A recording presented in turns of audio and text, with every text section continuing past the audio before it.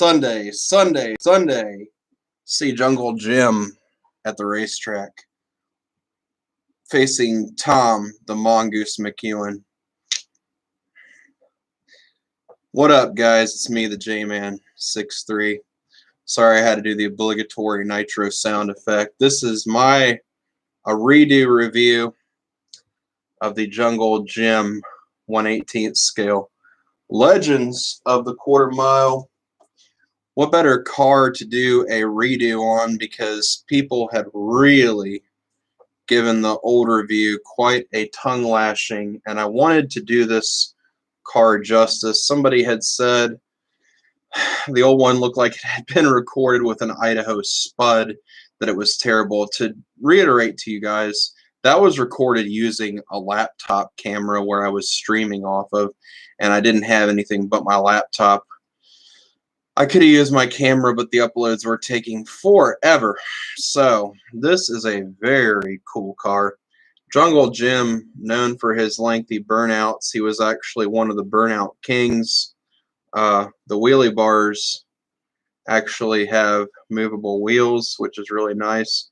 Of course, we all know that this is pretty much a polished Ertl casting, roughly, but still, that doesn't detract from how cool this car is. Look at the front end there. You got the blower hat right there. And down the side, you got the decals. I'm seeing if they have that choppier ET Executioner logo that Don had told me about. Got Revell down the side. You got the flames. This is a very cool car. I am going to lift off the body to show this car in all of its glory. I do not want to drop this because this is a plastic-bodied car, but this is a very nice model. I don't know what the prices are. You're lucky to find this for less than $100 now. This edition model is about, I'm looking at the this is a limited edition. This is 750 pieces made. So if you're looking for this model, you're going to be hard pressed to find it for less than $100. Looks like we got 2 viewers right here. Say hi, y'all. So this is a very cool model. Like I said, it is awesome. So right now we're going to lift off the body. If I can get the blower hat freed. And let me see, there we go. Alright, so this is these are very finicky with the lift-offs. Hold on, I'm trying to get it to where it will pry up here. There we go.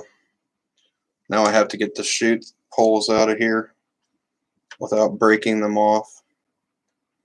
Okay, so here we go. Here is the model itself.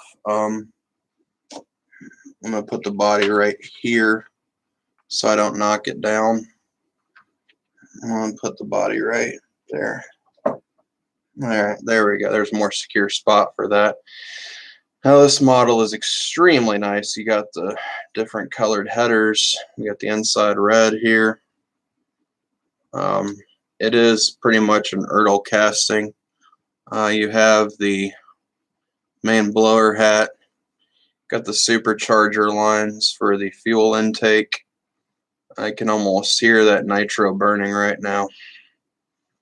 Very nice little model indeed. But you have some like differences between this and like your regular polished up Ertl. The front does steer. And a lot of the racers, this was called a suicide front end because the reason being is you had no brakes up here. It was all done via the rear. The rear tires were all done for the braking.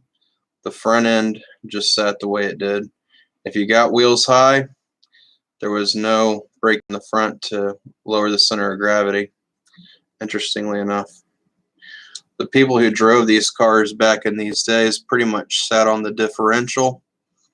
And this is pretty much when yeah, a lot of real men drove dragsters pretty much.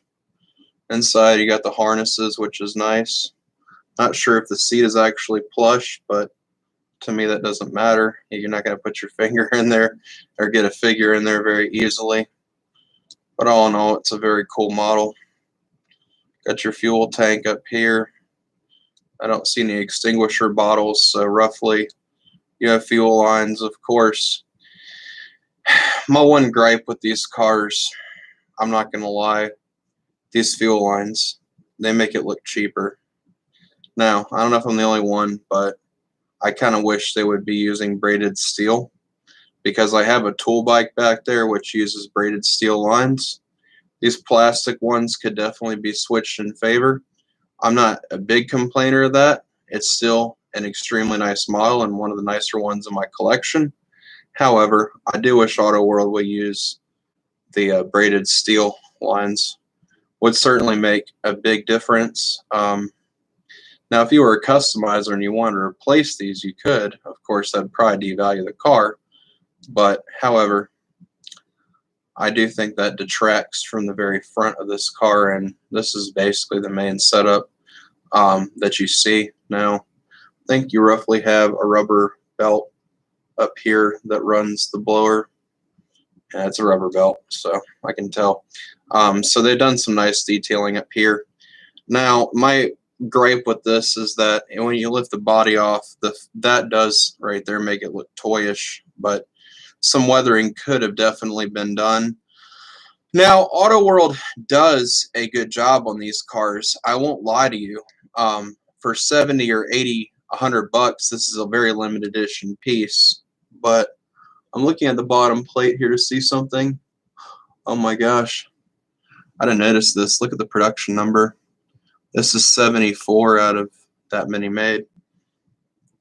So mine is a pretty low production number. This is the lowest production I have out of all my die casts, which is kind of interesting to note. I'm going to stick the body back on because I don't feel comfortable with it being with all those wires. So I'm going to stick this body back on. So let's get this on here. Now I'm going to try to get it on there. Let's see. We're good. Let's see if it works.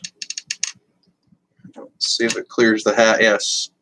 There we go. So yeah, the model is very nice. What do I give this model? Scale of 1 to 10.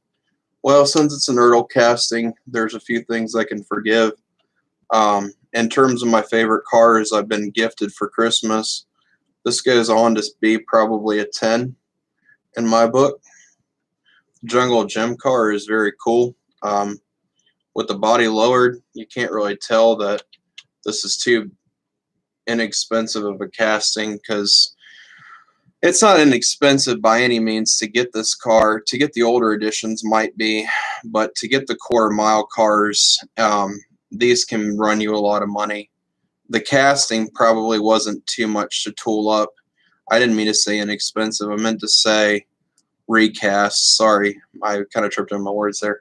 But the casting itself has been around for a good long while, especially these body pieces and stuff. And to make this car, it probably did take a lot of work. However, this is probably one of the nicest models that I own, period. Besides some of the Highway 61s and stuff. In terms of Ertl castings, I definitely want to get more of these. I still want to get the, I think it's the Don Schumacher Stardust Hemi-Cuda. I still want to get the Don Schumacher car for sure, because that's pretty much a racing dynasty. But this car is very cool. Again, this is number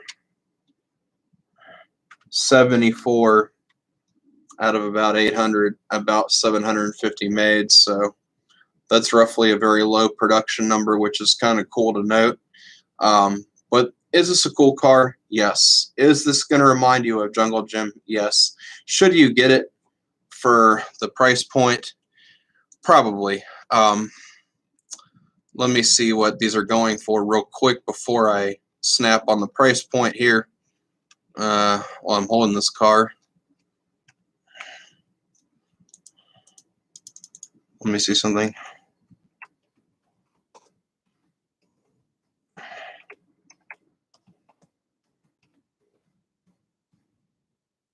Let me see what the Jungle Gym car is going for here. Yeah, there's Jungle Gym trucks, but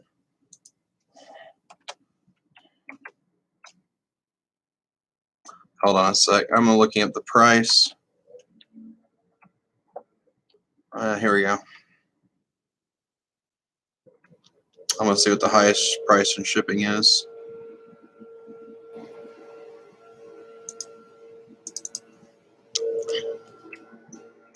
I don't see it on here, interestingly enough. Let's see what the highest price in shipping is. Got some Ultra Reds. So I don't see the price point. Let me see something here.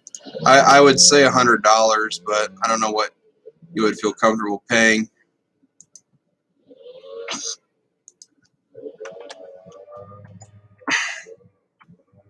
I'm looking at the 118 Jungle Gym car.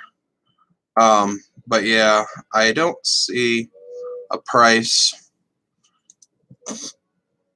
Shopping, and Walmart sells it, it looks like. I wouldn't trust Walmart, but that's just my opinion. Yeah, this car does not show up very much on the internet. You're lucky to find it with the flames. So if you're looking for this car, you're going to be hard pressed to find it. It is a very rare model. 750 made. I don't see anybody selling theirs anytime soon. I'm going to go back to the live stream, but if you're going to find this model, you're going to be hard pressed to find this. Again, I'm just redoing this review because people criticized the first one for being recorded terribly, and which it was. So, but as far as this model is concerned, I'd probably give it a 10 out of 10. This model, for what it is, besides not having braided steel fuel lines like the action dragsters do, this is still an extremely nice model. And it's hard to find, which makes this model even cooler. But in my opinion, is it one of the best buys you can make for probably 120 bucks? Probably there are better Highway 61s out there, but in my opinion, this model is pretty nice for the amount of money that these came out for when these were $80 on summitracing.com. And if you can snag this for less than 100 bucks, I would definitely recommend doing it because, as we know, Jungle Gym is definitely the burnout king, and this model is pretty nice. Like I said, the only thing that I'm going to say really lets this car down, again, and if you're a stickler, is those plastic fuel lines. I will definitely say that, but there are a few more things they could have probably done to make this car a little bit better. However, this car is still pretty nice for what you are paying. If you're only paying like $80 price point for these cars, and you can still pick up Don Schumacher's car, which I highly recommend doing if you can get the Stardust Cuda. It is on Diecast Models Wholesale, which is the next one I am probably going to pick up. This is a very nice car. And the Legends of the Quarter Mile series, that's something that's never going to not be hot in terms of cars. Funny cars are pretty hot in terms of model subject matter. Now, this does have a detachable and attachable wheelie bar. However, I'm not going to attach that right now, but actually, no, that's not a wheelie bar. This is the what do they call this? This is the lift up part that keeps the body in place. Of course, I'm not going to put that on there right now, which I usually exclude that from my reviews, but it does include a little piece if you really want to display this car with the flop top up rather than down. But in my opinion, if you're going to pick up a model and you're going to pay a little bit more for the Legends of the Quarter Mile cars, I definitely recommend the Jungle Gym car with the flames. I personally like this variant so much better. When they came out with this, I immediately wanted it. This is a very cool model. If you're going to pay for a Legends of the Quarter Mile car, I would highly, highly, highly recommend getting this release. This is one that if you had missed it before, you definitely don't want to miss it if they come out with another Jungle Gym version. If they come out with a red version, I would recommend picking that up. If you can find one, if they decide to redo this car, I definitely would not miss the next release if they do another Jungle Gym model. This is a very cool car. And if you're going to get a quarter mile car, this is the one I would recommend getting in terms of the Camaro. There were a lot of these Camaros made. There was a Jeg Coughlin one, but this is the one I would definitely recommend that you buy if you're going to pay out for this. And you can even see they even got the Lexan done. This is just, in terms of models, I really like the quarter mile models, even though the fuel lines, and yeah, they could have put some braided steel for the cable poles, and the plastic lines do kind of cheapen the look up a little bit. That's my only real gripe with a lot of these. When you see them online, you'll notice it right away if you're a person that's nitpicky about detail like I am, but it's still not a bad shelf sitter if you really want a good shelf sitter.